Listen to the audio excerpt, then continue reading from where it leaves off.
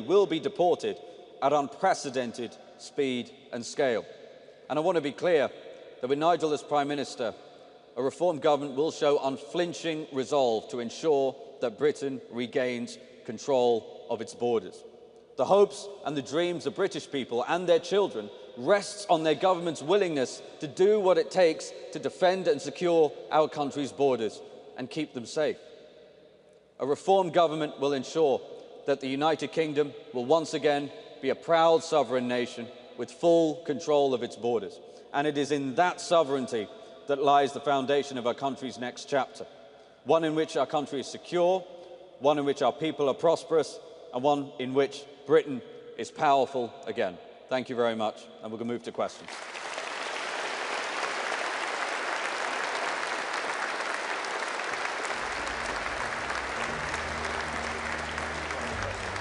I'll go this way. This is my hearing. Zia, thank you very much indeed. Right, we have a pretty extensive list of questions from the press, and the first up is Ben Wright from the BBC. Thank you very much, Mr. Farage. Your plans could mean sending thousands of asylum seekers back to countries where they might face imprisonment, torture, even death. Does that bother you at all? And what happens if countries refuse to take people back? Does it bother me? Of course it bothers me, but what really bothers me is what is happening on the streets of our country. What really bothers me is what is happening to British citizens. What really bothers me is, and you've seen this from the Bell Hotel onwards, the growing concern with justifiable evidence that women and girls are far less safe on the streets than they were before this began. So it's all about whose side are you on? Whose side are you on? Are you on the side of the British people or international treaties? Now, where countries, and I think Zia laid that out, that it's going to be a carrot and stick approach to it, but if we can't get deals with certain countries, though we think this country has considerably more muscle, diplomatic muscle, than perhaps those in Westminster currently recognise, then we will have to find other locations. And, you know, we're going to be talking to Albania, we'll talk to Rwanda, we will find solutions. Catherine Foster from GB News. Thank you, Catherine Foster, GB News. Nigel Farage, last September you told GB News that it was a political impossibility to deport hundreds of thousands of people and that we simply couldn't do it. What has changed your mind that you now believe that you can? The political impossibility was deporting millions and millions of people, and that's where the argument had gone.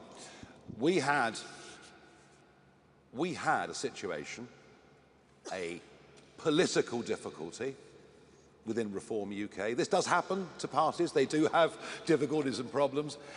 We had a problem that one of our MPs, who's no longer an MP, was talking about deporting entire communities, including people who've been born here. And frankly, we found that unacceptable.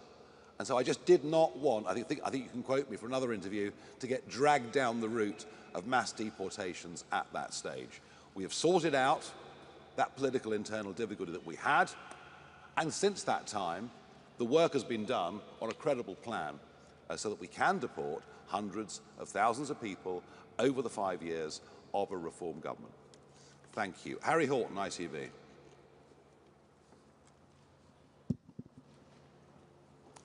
Thank you very much. Harry Horton, ITV News. Nigel Farage, you've said that you can't be held responsible for everything that happens in the world. But if someone says that if you deport me, I'll be tortured, I'll face abuse, surely there is some responsibility on you to stop that from happening. And secondly, if I may, how far back does this go? Where do you draw the line? You say you're going to deport everyone who's arrived here illegally. What are the parameters for that? Yeah, I mean, look, you know, how far back you go with this is the difficulty, and I accept that. You know, and the next question that Zia and I will get asked is, what about those that are here illegally and have got children? So, you know, I'm not standing here telling you all of this is easy, all of this is straightforward. You know, and we had, of course, with the Windrush row, we had a situation there where people who'd come 50, 60, in fact, nearly 70 years ago had faulty paperwork. So there is an exercise of common sense that has to come in here. But do we realistically think, Zia, we can deport 500,000, 600,000 people in the lifetime of the first parliament? Totally, yeah. I mean, so look, one of the key points to make here is if you look at the population who are illegally, and by the way, this is difficult because you're trying to count the uncountable almost by definition. You're talking north of 650,000 adults without children who are in this country illegally. And by the way, those are the ones the British people are most concerned about. They're the ones who in some cases are terrorising local communities, hanging around bus shelters. Let's start with deporting them. Let's get that done promptly and efficiently. Yeah, and of course, once we start this, people will not in future be coming to Britain illegally. The precedent for this is Australia in 2012, where within 2 weeks of Tony Abbott taking the right actions, the boats stopped coming from Indonesia. The solution to this is not difficult. It's been the lack of political will to put in measure the right places is why we're now in this position where, as I said earlier, the public are between a mixture of utter despair but increasing and growing anger. Serena Bankin-Singh from Sky. You've said that you're going to detain anyone who arrives via small boats. Will that apply to women and girls? And what about unaccompanied children? Will they remain in Britain while their parents are turfed out? And then you said you would leave the UN Torture Convention. Australia and the US haven't done this. Are you comfortable of the risk of people being killed or tortured if they're sent back to their country of origin? And will pulling out of these international treaties lose UK credibility on the international stage? Well, we're talking about disapplying for up to 5 years a variety of conventions that do need broader debate and certainly at a UN level need reform and change. As far as the ECHR is concerned, we're very much of the view that it's a body that they say is separate from the European Union, but, you know, I could walk from my office in Strasbourg straight into the European Court of Human Rights. They're joined at the hip. I don't see any prospect, frankly, in the short term, of the ECHR being reformed. Now, you might argue that Germany, who now, of course, have a whole series of deportation flights set up. You might argue that Denmark, which now has a zero asylum policy, you might argue that, well, if those countries can do it, why can't we do it? But, of course, the problem has been our own judiciary. We have to remove the tools from our own judiciary for them to be a barrier to this process. And yes, women and children, everybody on arrival will be detained. And I've accepted already that how we deal with children is a much more complicated and difficult issue. But you know what? The people protesting outside the Bell Hotel and at 30 migrant hotels on Saturday around the country weren't doing it because of the few children coming. They were doing it because over 3/4 of those that come are young, undocumented males who come from cultures that are entirely different from ours, who are very unlikely to assimilate into our community, who pose a risk to women and girls, and some of them, I'm afraid, pose a risk to national security. So that's pretty clear, I think, what our priorities are. Paul McNamara, Channel 4. Hi, Mr. Farage. There is a realistic possibility that if you go forward with this, there might be a case where someone arrives in the UK by a small boat, you send them back to the country from which they came, and they will be tortured or killed because of a decision that you've made. How does that sit with you? Well, the alternative, of course, is to do nothing.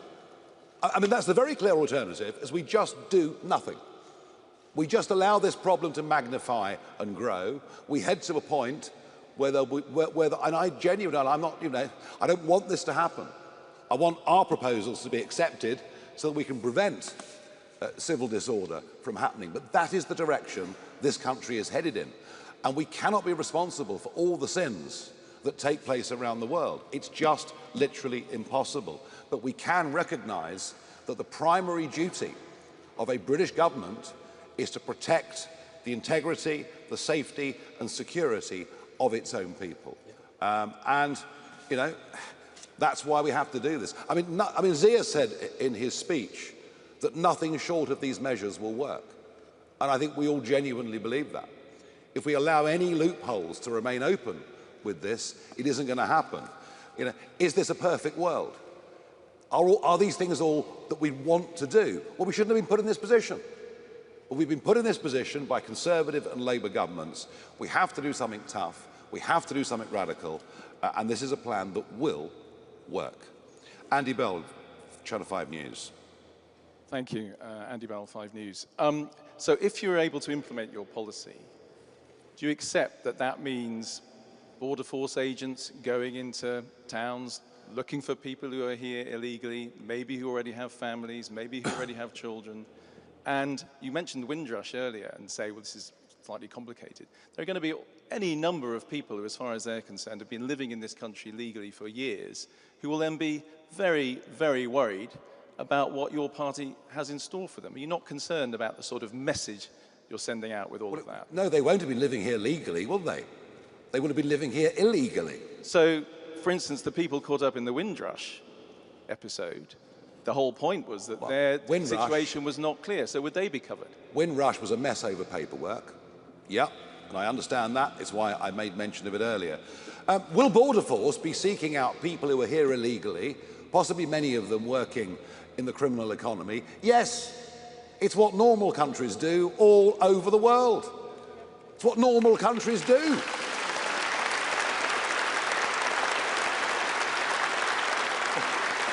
I mean, what sane country? What sane country would allow undocumented young males to break into its country, to put them up in hotels? They even get dental care. How about that? Most people can't get an NHS dentist. This is not what normal countries do. We are talking about normality. And actually, the funny thing is, I'll say it once again, in the first Blair government, if you came here illegally, your feet didn't touch the sides. But it is this gradual drift. Ever since, really, I think, the Human Rights Act was incorporated into UK law, it's this gradual drift to just accepting that anything goes. Well, we're not accepting it. And I tell you what, there's a big silent majority out there who are not accepting it either. And they are crying out. They are desperate to have some leadership that's got some courage. They're desperate for a political party that can put forward people who genuinely will put the needs of the British people first. That is what government is supposed to do. Thank you. Christopher McCowan from the Press Association. Thanks. Chris McKeon, PA.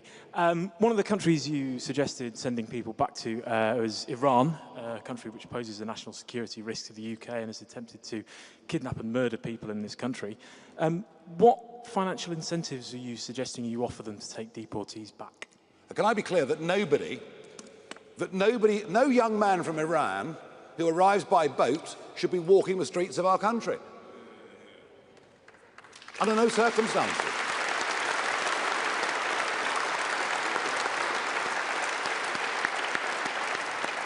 Absolutely no way, never. That shouldn't be done. But actually, it's quite interesting that Germany now has this massive deportation flights going, including Iran, I think.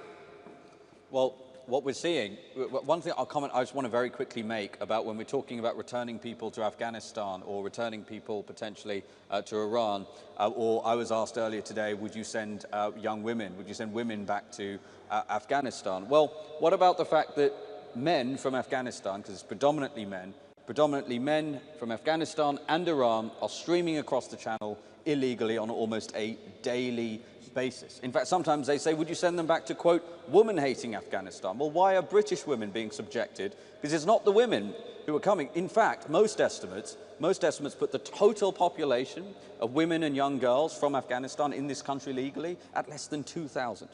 Less than 0.2% of the total illegal migration population. So these are totally bogus questions, frankly, and we should be talking about the much bigger issue about the safety of British women and girls. Yep. Okay.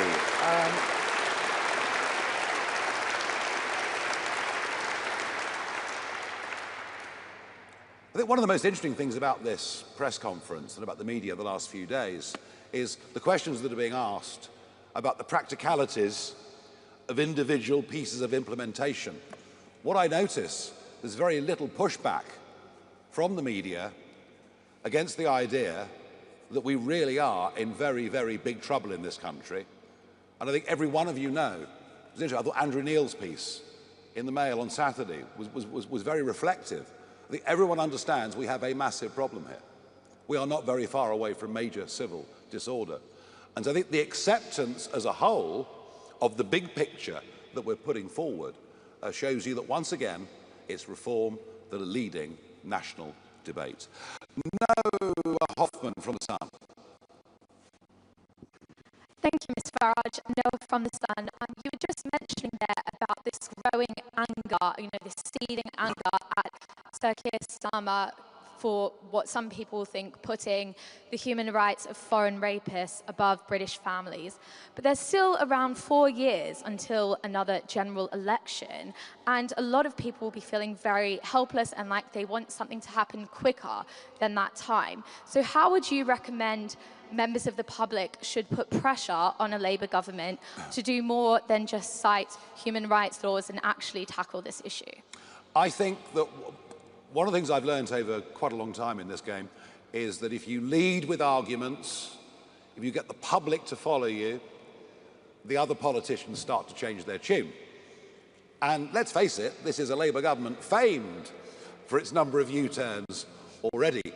So I would urge everybody out there that's got a Labour MP to go to that MP and say to him or her, unless you get a grip on this, we will absolutely not be voting for you next time round and you will lose your seat. And if that happens on a big enough scale, I think it could be a remarkable effect of concentrating the mind. 4 years to the next election? Do you really think so?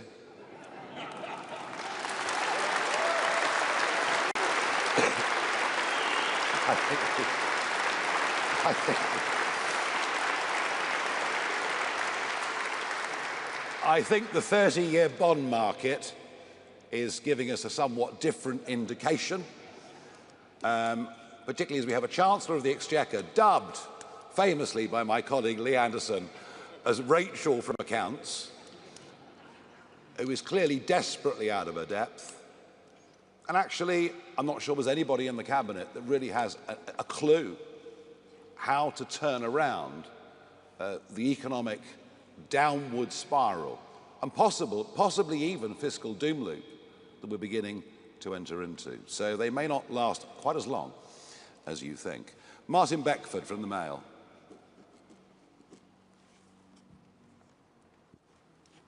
Thank you very much. Martin Beckford from the Daily Mail. We know that Afghans make up the largest proportion of small boat crossings, about 6,000 in the past year. We know that lots of people who work with British and American forces are still trying to flee the Taliban. Would you make any exceptions for them and allow them to stay? Yes. You would? Yes, absolutely. Right. There were brave Afghans who supported the British forces and American forces during that 20-year war, who, of course, absolutely, of course, deserve recompense for the enormous risks they took. And by the way, Martin, just bear this in mind. This country has taken 500,000 refugees since the Brexit referendum. This country is not closed-minded to groups that genuinely face persecution, to groups that genuinely are refugees.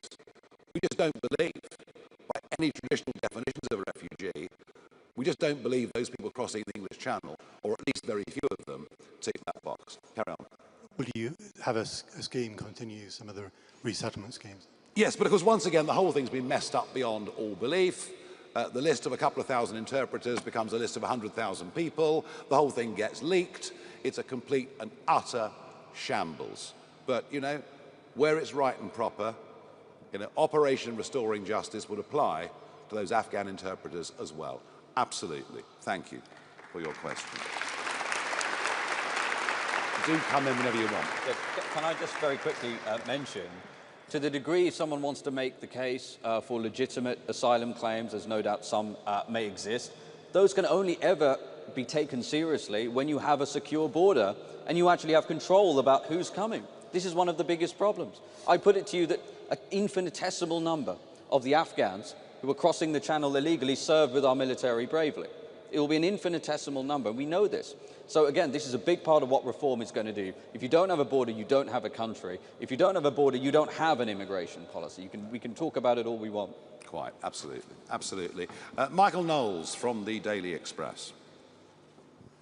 Thank you very much. Your operational plan speaks about a 6-month voluntary return window. Can you spell out why you're going to do that and why it precedes the large-scale raids? Well, because there's a nice way of doing this, and there's a very tough way of doing this. And if people think, crikey, you know, they're breathing down my neck, they're actually going to catch up with me and deport me, I might as well take the offer of £2,500 and a free, comfortable flight back to my home country. Difficult to assess just how successful that will or will not be. But if you think, this time next week, they're going to be knocking on my door, I suggest quite a few people might take that up. And I think that is part of our sort of carrot and stick approach to individuals illegally in Britain, but equally to other countries as well. Yeah. We will try to make it easy. And after all, the countries we're talking about, we're giving nearly all of them foreign aid anyway. So there are ways that we can offer them constructive deals to take back their people, or we can get tougher by applying diplomatic or economic pressure. Can I just add as well that it's also much cheaper, frankly, and I might stick in the throat a little bit paying people who are coming illegally, but if you look at the Department of Homeland Security, we've looked a lot at what the Trump administration has done. The DHS have said, their voluntary program's about $1,000, $1,500 relative to $17,000 for an enforced deportation. And as Nigel said, one of the things that will happen immediately once we pass this legislation is UK Deportation Command will start issuing letters informing them, we know we're on to you, and if you don't take this voluntary program, you're gone forcibly in 6 months' time. Yeah. James Hill, Spectator. The risk of a British Bill of Rights is that it simply empowers those same activist judges that you've decried here today. Would it not be preferable instead to simply repeal the 1998 Human Rights Act, leave the ECHR and go back to the old system of legal governance? Yeah, I mean, common law really is what you're talking about, and that's how we used to do it. And, our tradition has always been that we're free-born people, that everything is allowed, unless there is a law that specifically prohibits us from doing something, as opposed to the more European system of state-given human rights, which incidentally they can withdraw pretty much at a moment's notice. Look, we've used the Bill of Rights as a term because it is an historic term in British history, but it won't be full of European-style human rights. It'll be a reassertion of what the basic liberties are of people in this country. And let me assure you of one thing. It will include the right to free speech, which I'm afraid to say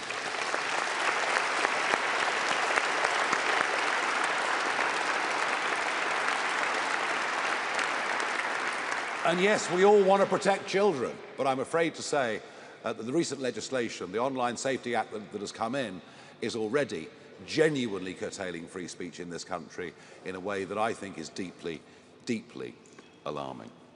Aubrey Allegressi from The Times. Hello, Mr. Farage. Aubrey Allegressi from The Times. There are a very few number of disused or surplus RAF bases. So to prove that this plan is viable, can you name any that you would use, either to hold migrants or to operate deportation flights from? And would they, for example, include RAF Scampton? And if I may, why do you want these powers to sunset after 5 years? Is it because you're concerned they could be used by a future government in a way you don't foresee?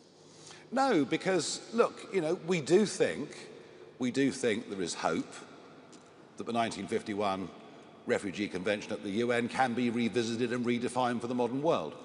So we've done it for a period of 5 years, and we'll see where we go after that. Can I just make one thing very, very clear? That the last government and this one have been housing people in military bases. 1 or 2 campaigns have stopped them using certain particular geographical locations, but quite a few have been used around the country. So you get put into a military base, but you're free to walk the streets at night.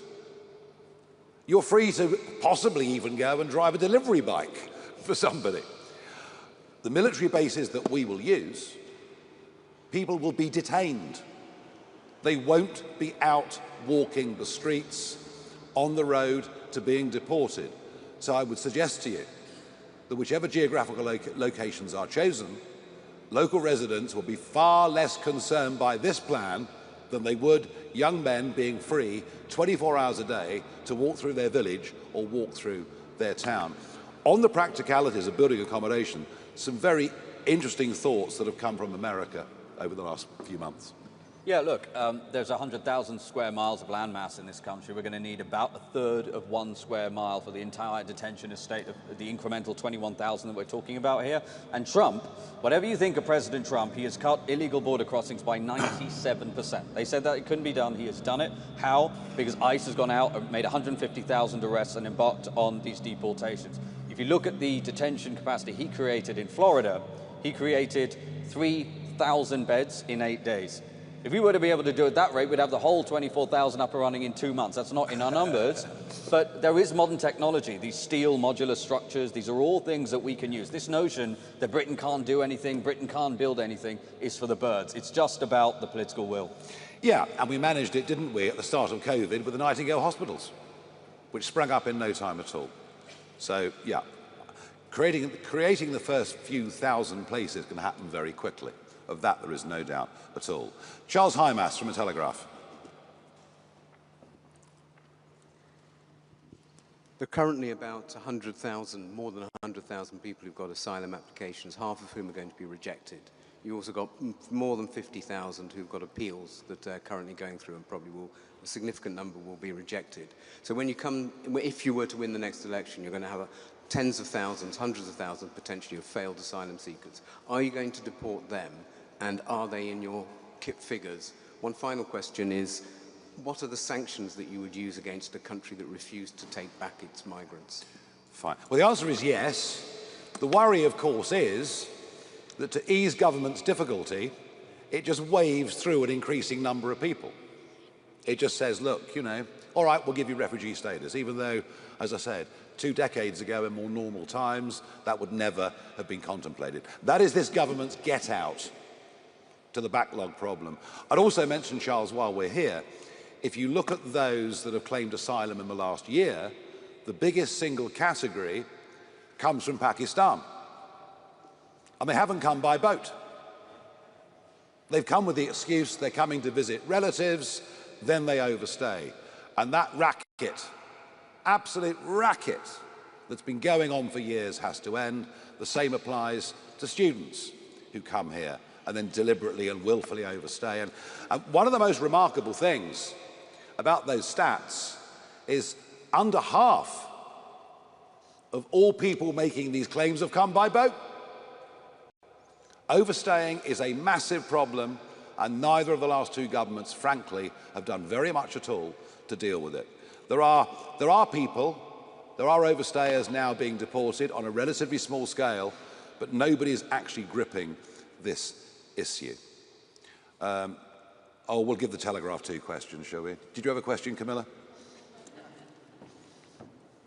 Very generous. This is for the Daily Tea podcast. You mentioned earlier that there are 3 million people on social housing waiting lists. 1.3, I said. 1.3. Would it be your policy to have a British first approach to appointing housing when it comes to local areas? Some local areas do look at localism, but others don't. Would that be a blanket policy? And while we're speaking about housing, what's your reaction to the revelation that the Deputy Prime Minister, Angela Rayner, has got an £800,000 second home in Hove? Do you think it's hypocritical? Should MPs have second homes? So, I would say this to you. Isn't it funny that the residence that Angela Rayner is living in London is now coming under criticism from James Cleverly? He wasn't complaining when Michael Gove lived there. So it's just party politics. And if Angela Rayner has been tremendously successful in business,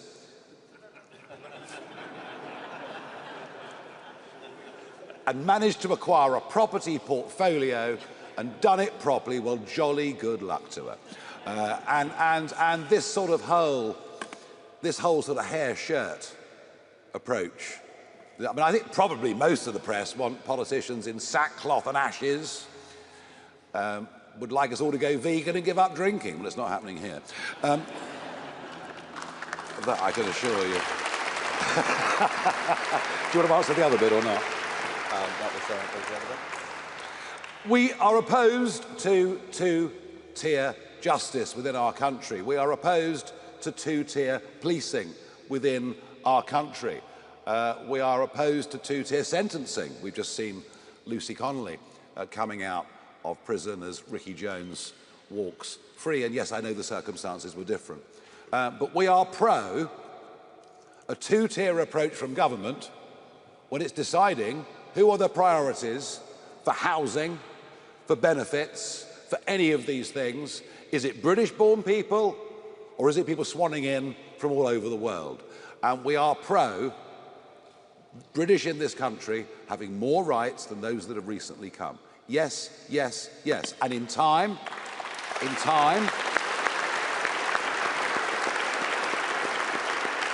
know, I mean,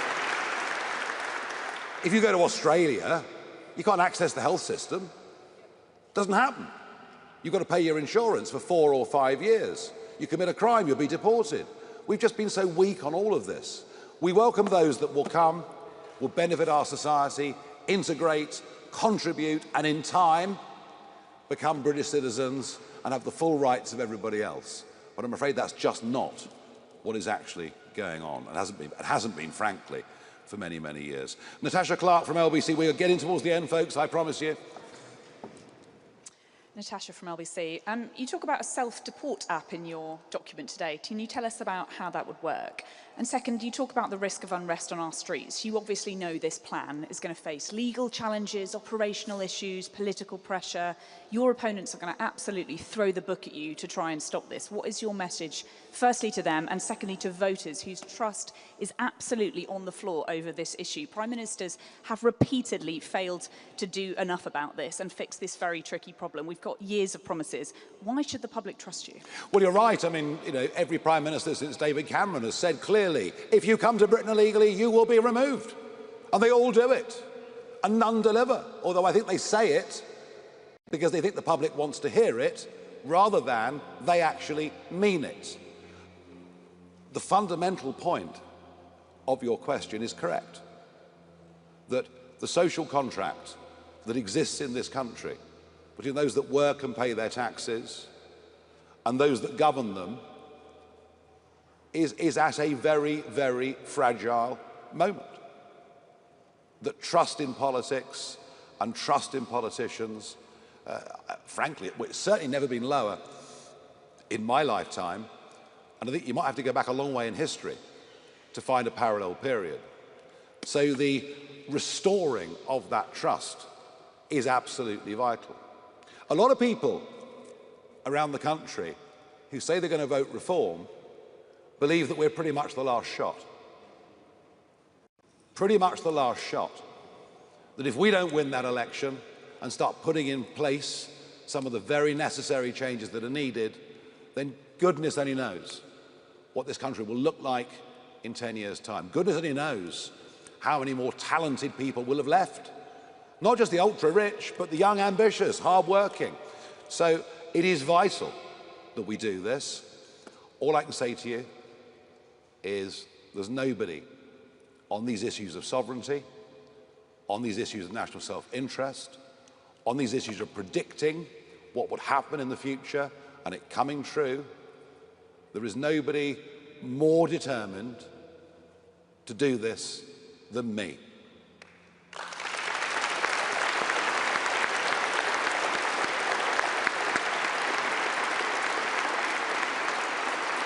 Okay, Eleanor Langford from the iPaper. Hello, Mr. Farage. Just to confirm, are you willing to negotiate with the Taliban and potentially pay them tens of millions of pounds to allow increased returns from the UK? And one more, if I may. Are you concerned that leaving the ECHR could jeopardise the Good Friday Agreement? Could jeopardise? The Good Friday Agreement. Yeah, I mean, look, you know, Blair, of course, wrote the ECHR into everything. He wrote it into everything to try and embed it deeply in British law. Can we renegotiate the Good Friday Agreement? to get the ECHR out of it. Yes, is that something that can happen very, very quickly? No, it'll take longer. It'll take longer. So unfortunately, and for a variety of reasons, previous governments have placed Northern Ireland, I'm afraid, in a different position to the rest of the United Kingdom, something that we vigorously opposed. It will take a little bit longer with Northern Ireland. Zia? Yeah, so look, I just want to very quickly go back to the question about the app as well, because again, we want to emphasize that the goal is to get as many people to leave voluntarily. And what Deportation Command will make very clear, they will issue dates once they've tracked people down. This is the date that you will be arrested and you will be deported. Going back to the earlier point as well about why should people believe Nigel when so many political leaders have stood in front of the British people and said we would do it? Well, one of the signs that this is going to work is how, number one, the human rights lawyers, the so-called human rights lawyers, are furious. That's a really good positive indicator that this plan will work, because these people, there's an industrial complex. I've seen this in courtrooms, an industrial complex of so-called human rights lawyers who defend the human rights of foreign citizens at the expense of British ones. And to James Heal's question earlier about the British Bill of Rights, I will tell you this. The draftsmen who put this legislation together have been under a very, very clear and strict instruction. When Nigel's the Prime Minister, there will not be a judge in the country that will be able to prevent a single plane from departing. And that is why...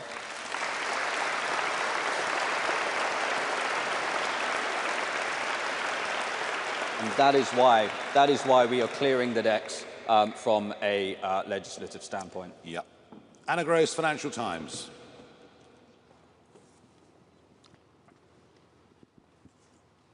Thank you. You said that we're facing a massive and unprecedented crisis of people coming over to the country to claim asylum. The numbers have gone up. It was 108,000 in 2024, but this was only the 17th highest number in Europe per capita of the population.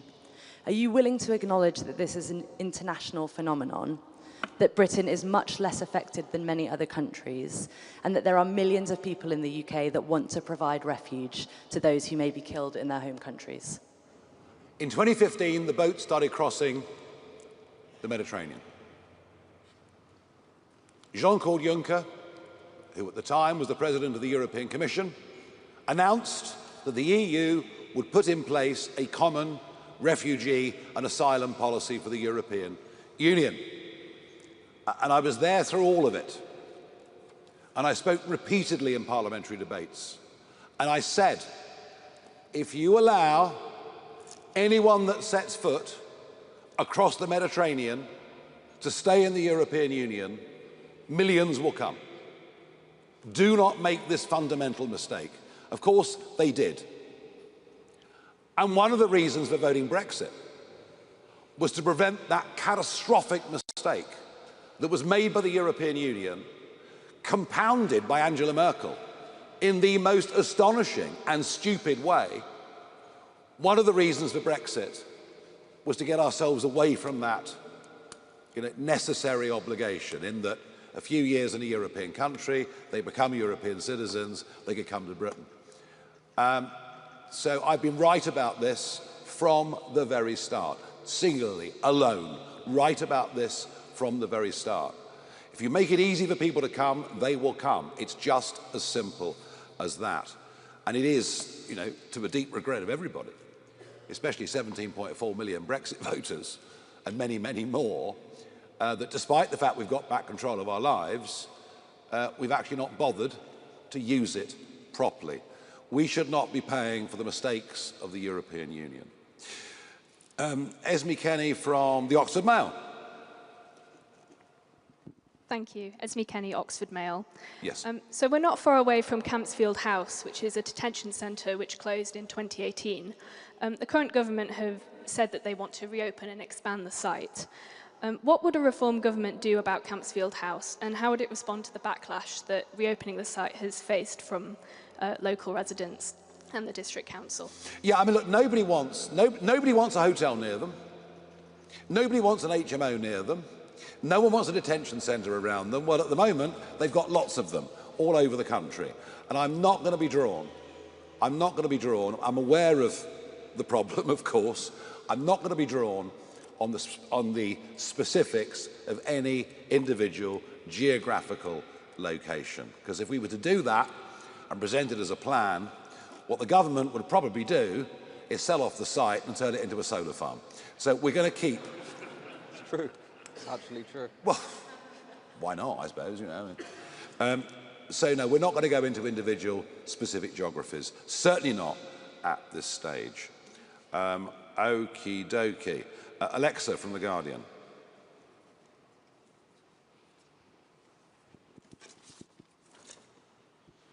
Thank you. Elisa Addy from The Guardian. Misspelled, sorry. Yeah. Sorry. Your plan promises mass deportations at a cost of £10 billion over 5 years, yet the Centre for Migration Control, which is led by your former colleague Rupert Lowe, proposed a near identical plan at a cost of around £47.5 billion. So why do you believe you can deliver the same scale of deportations for less than a fifth of that price? Because Zia's really good at maths. Okay, right, now, the last question. The last question of this conference goes to David Burke of the Daily Mirror. This is the last one. David, where are you? Thank you very much, Mr. Farage. Last year you said that Judeo-Christian values were at the root of everything in this country. You've previously called for a muscular defence of Christianity. We saw under the Tories, the Church of England bishops were probably among the most vocal critics of the Rwanda plan when it came to the Lords. It seems, frankly, ludicrous that they'd fall behind sending people to the Taliban, to Eritrea, to Iran and so forth. If you found yourself in a position where senior Christian leaders opposed the plans on moral grounds, are you prepared to say, I don't care, and do it anyway? And if so, isn't there a hypocrisy built into that? Well, look, I mean, you know, whoever the Christian leaders are at any given point in time, I think over the last decades, quite a few of them have been rather out of touch, perhaps with their own flock. Given the types of people appointed to be the Archbishop of Canterbury, that's probably the biggest understatement of the day. We believe that what we're offering is right and proper. And we believe for a political party that was founded around the slogan of family, community, country, that we are doing right by all of those things with these plans we put forward today. Somebody else asked me a moment ago about the pressures from the establishment that we'll face. Yes, of course there'll be pressures from the establishment. Of course there'll be condemnation from all sorts of parts of society.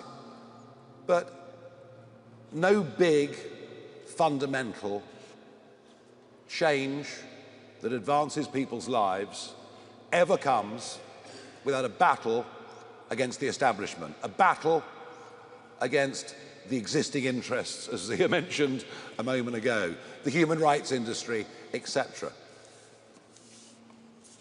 Some of this will be hard, but that's why we have to get a proper mandate for it at an election, and it's why I believe that as a result of what we're doing today, the general centre of gravity of this debate will move considerably between now and the next general election.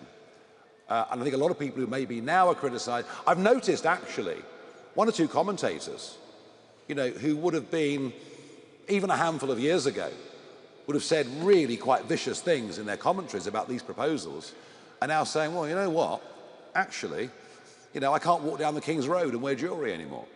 You know, something fundamentally is going wrong. This feeling that we're living in broken Britain. And this is, of course, but one part of broken Britain, but it's the most visible part, and it's the part that is leading to the greatest anger in the country. Right, can I say thank you very much indeed, everybody?